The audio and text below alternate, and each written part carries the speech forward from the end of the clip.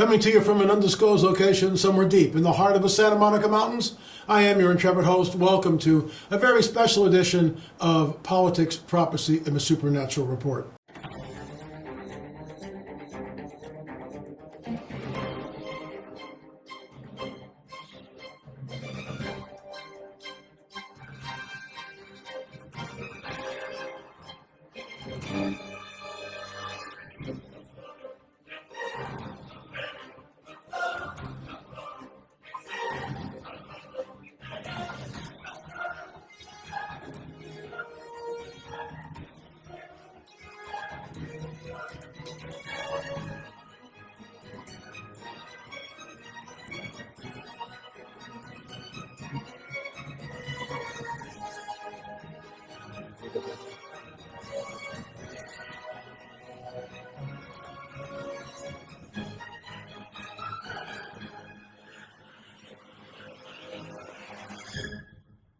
We're going to be talking about the Jfk assassination. I've been a student of that ever since 1963 when I was 13 years old. We'll get into that and so much more, but first a word from our trusted sponsor. Have you ever wondered what happened to the legendary Chuck Norris? I recently saw a video he made and how he shot. The man is in his 80s and still kicking butt and working out and staying active. So here's a true story. We lost a house in 2018 and we moved over to Thousand Oaks down in the valley. And it was culture shock. Peggy and I had PTSD. Anyway, there was a YMCA there, and I joined it. There was a workout. There were two workout trailers, I believe, and the trailers were really good size, double wides, and they had all this workout equipment in them. I go in there on a Sunday morning, and I start working out. And there's this older guy in there with me, and I'm following him on the circuit as we're going around the machines, and I'm realizing that this guy is packing some guns up here. I mean, I'm doing one of these presses like this, and he's doing 40, 50 pounds more than my maximum weight. He's about my height. He's also got some paper in his hand. It looks like a script. So I strike up a conversation, and I go, "Wow, you're really lifting some heavy weights here. I guess you've been doing this for." "Oh yeah, I've been doing this forever." Blah blah blah. "You trying out for a part?" And he kind of grins and looks at me and goes, "Yeah, it's a script." So we keep working out. I don't bother him anymore. And as I'm getting ready to leave, I go, "Hey, nice meeting you. Hope to see you again. Good luck with the part. Hope you get it." So this is a true story, folks. I'm walking out to the car and the light bulb goes off. Oh my gosh, that's Chuck Norris. It's like, hello. And that's happened more than once. The bottom line is, this is true. This is no hype. He's in amazing shape. Okay, let's continue. What's even more shocking is he's stronger, can work out longer, and even has plenty of energy left over for his grandkids. He did this by just making one change. He says he still feels like he's in his 50s. His wife even started doing this one thing too, and she never felt better. She says she feels 10 years younger. Her body looks leaner, and she has energy all day. Chuck made a special video that explains everything. Make sure you watch it by going to chuckdefense.com/LA or by clicking on the link below this video. It will change the way you think about your health. Once again, that's chuckdefense.com/LA. Click on the link in the description below to watch the video now. You won't believe how simple it is. Just a reminder, the legendary Chuck Norris is a whopping 84 years old, and yet has more energy than I do. He discovered he could create dramatic changes to his health simply by focusing on three things that sabotage our body as we age. Folks, check this out. Please go to the description box below, chuckdefense.com/LA, www.chuckdefense.com/LA. This is just some of the books that I have read. Many others, in fact, all of the other ones were burnt in the 2018 fire. I probably had 10 books on the assassination from all sorts of different perspectives. The latest one is Chokehold, which is a really good book, lots of information, and of course they go against the typical narrative that we're told in the Warren Report. Final Analysis, which is very, very, it's a very well-documented book, but it's also very technical, medically technical.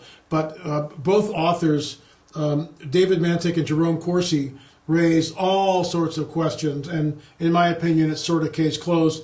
This one here, James Files, I've never really bought this guy's story. He allegedly was the gunman behind the grassy knoll. a single shot to the head. We'll never know. I mean, it's his word, and I'm not going to disparage him, but it's a very interesting book. Very, very interesting book. And it sort of ties a lot of dots together that, let's say, weren't tied before, as it were. But the bottom line is this. On Saturday, which was the 61st anniversary, we're going to go back about 61 years of the anniversary of the shooting of JFK, the President of the United States. I was 13 years old when that happened. I was in Miss Bittner's English class when the principal, Mr. Martin, came on the intercom and said, the President has just been shot and killed in Dallas. And I'll never forget that the whole class gasped as one. We all just sat there stunned, even at 13. And one girl, I won't mention her name, broke out laughing. And I never forgot that. I mean, I just never forgot it. So for anyone my age, and I'll be 74 in December, grandpa here, and yeah, I know, it's unbelievable. But everyone knows exactly where they were that day. In fact, a friend of mine, friend of the show, Mike Hamilton, he's been on talking about the cattle mutilations near his ranch, and we did a whole series on that.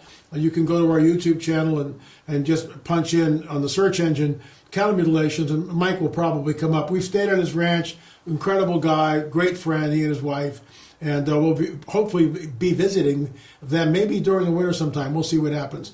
But Mike called me up that morning, actually texted me, and said, hey, you know what today is? And I said, yeah, I know exactly what today is. Today is the 61st anniversary of the JFK assassination in Dallas. And from there, we had a series of texts going back and forth, and I can't say what he told me on the text, but I will say it when we go over to Rumble, because in Rumble I can speak my mind. Here I have to be very careful what I say, but on Rumble I can at least have free speech, and hopefully Donald Trump will do something about this, where we can have free speech in this country again, where we can say what we think without being deplatformed or given a strike or being told we're some sort of a label, a racist or whatever label they want to throw on us now. So we really need, and hopefully pray, that things will change. But so the mainstream media in our country, on November 23rd, 2024, there was nothing about it, to the best of my knowledge. Now maybe somewhere somebody said something, flatlined. Fox News, CNN, NBC, MSNBC, ABC. I mean, I looked around, I searched the internet, it was flatlined. There was nothing about what happened in Dallas 61 years ago. Not a word. Not a word. Why is that? Why is that? That's unconscionable in my opinion. So here's the deal. I'm going to show you some clips and film. This is Dealey Plaza. And what's amazing about this, I remember seeing Dealey Plaza on all the news media from 13 years old and later on. So years later, I'm with Richard Shaw, my former business partner. So Rick and I are in Dallas. I had never been to Dallas, but I had seen pictures of Dealey Plaza. And what's amazing about the city of Dallas, the state of Texas, they left the site exactly like it was in '63. They didn't change it. The Texas School Book Depository is exactly the way it was. I mean, except for maintenance. Everything is the same. Now, there are some changes where the observation tower was in the railroad depot. Can I use that word? Behind the picket fence, and I'll show you that. But this is a clip of Dealey Plaza, and again, I'm in it. I'm there, and I was just blown away by how compact everything was. Because I remember as a kid, and then even in the adulthood, looking at pictures of Dealey Plaza, and even now, right now, it seems like this vast expanse. It's not. Everything is very, very close together. This picture that you're looking at is taken at the triple overpass from where the railroad tracks are, right there. So we're on that bridge looking down at Dealey Plaza and at the route that Kennedy took. This is me behind the picket fence in Dallas. Behind the picket fence. And I'm just going to turn down the sound because I'm not speaking. So watch this when Rick pans the camera and he zooms in. See the X right there? The cars just went by it. That's less than 60 feet away from where I'm standing. Less than 60 feet away. It's a turkey shoot. And then as he pans over more, you can see where Kennedy came down on the road. There's a man there. The guy's incredible. He's been there for a long time, always talking about what happened at Dallas. I'm gonna run that clip again because I'm gonna pause if I can here, and I might not be. Yeah, I can. I want to show you something here and talk about it. So when Rick zooms in on the X right there, that's less than 60 feet away, as I just said. Less than 60 feet away. If you want to see how close that is, pace it off. The average male paces about 3 feet, okay? So 3 feet, so do 20 paces roughly, that's 60 feet. That's 60 feet. And, you know, have your wife or your girlfriend or whatever, or put a mark on the ground and then pace off 20 paces. And you can see that, wow, it's like the guy had a complete shot. And you'll also notice the angle of where it is, back and to the left, back and to the left.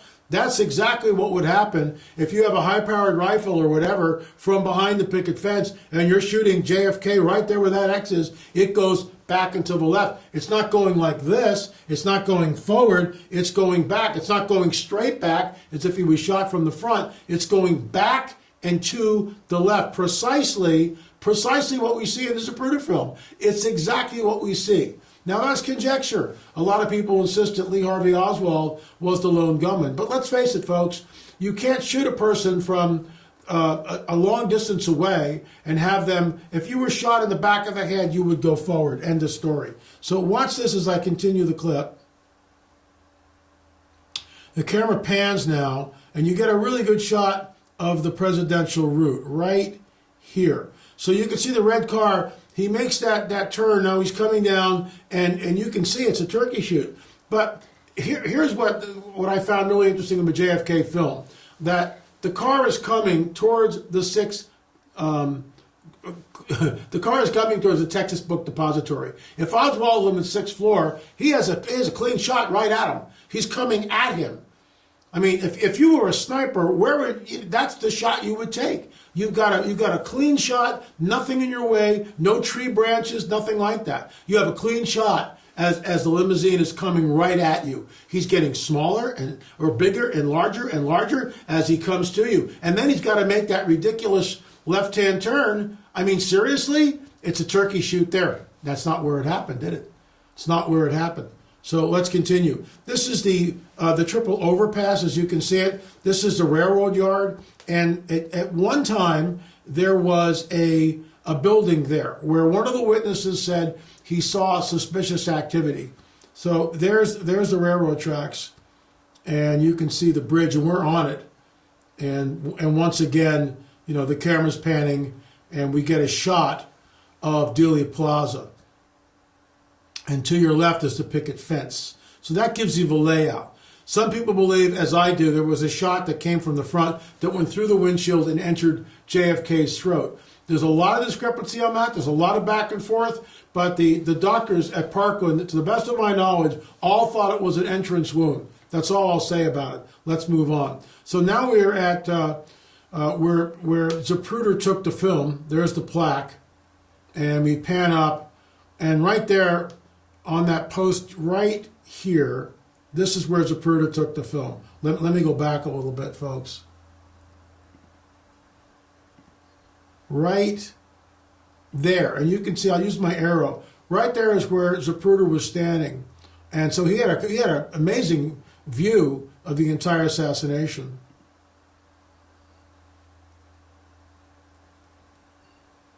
And it's a historical landmark, as you can see.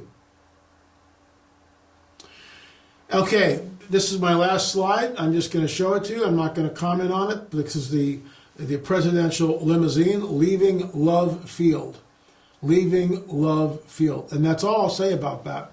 Follow me over to our Rumble channel. Follow me over to the Rumble channel, and I'll do a deep dive on it. In the meantime, folks, thanks so much for watching. I really appreciate your patronage here. If you haven't subscribed, we now have 250,000 subscribers, which is incredible. 225,000 subscribers. I mean, I'm blown away. We've got some sales on our Christmas store, lamarzulli.com, the 10-box DVD set. Don't forget Rungs of Disclosure. According to Charisma, they can't keep it stocked. That's how fast it's selling. So thanks so much for your patronage.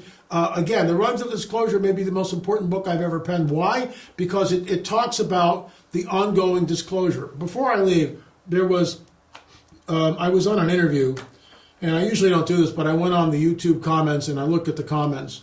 And somebody commented to the person who was interviewing, "You just lost your credibility." Really?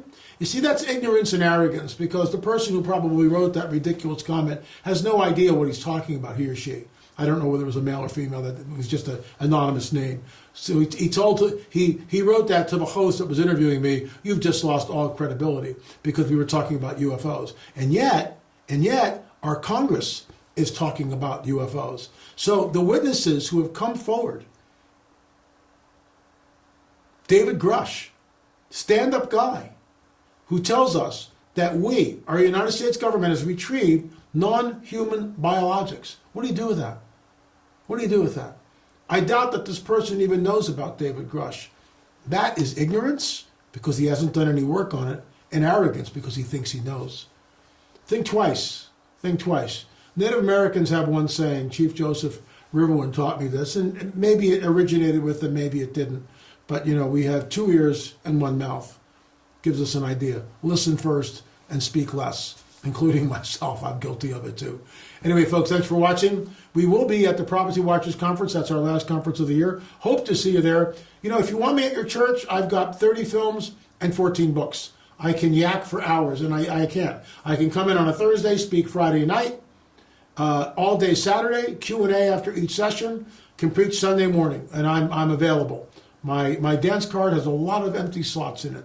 Anyway, thanks so much for watching, and we will see you again next time. Hop over to our Rumble channel. John Adam will put that link, and I will continue this presentation on Rumble.